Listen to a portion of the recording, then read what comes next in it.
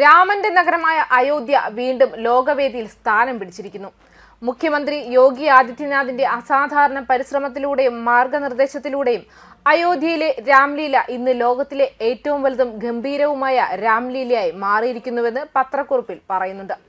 Digital വിപ്ലവത്തിന്റെ കാലഘട്ടത്തിൽ ഈ പരിപാടി ഇന്ത്യയിൽ മാത്രം ഒതുങ്ങാതെ ഒരു ആഗോള സാംസ്കാരിക ഉത്സവമായി മാറിയിരിക്കുന്നു.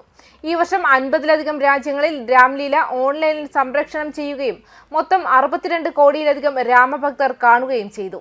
ഡൽഹിയിൽ നിന്നും മുംബൈയിൽ നിന്നുമുള്ള 250ലധികം ചലച്ചിത്ര കലാകാരന്മാർ ഈ രാംലീലയ്ക്ക് ഗംഭീരമായ ഒരു അവതരണം നൽകി. 3D സാങ്കേതിക വിദ്യയും ആധുനിക സ്റ്റേജ് അലങ്കാരവും ഈ മതപരമായ പരിപാടിയെ കൂടുതൽ ആകർഷകമാക്കി.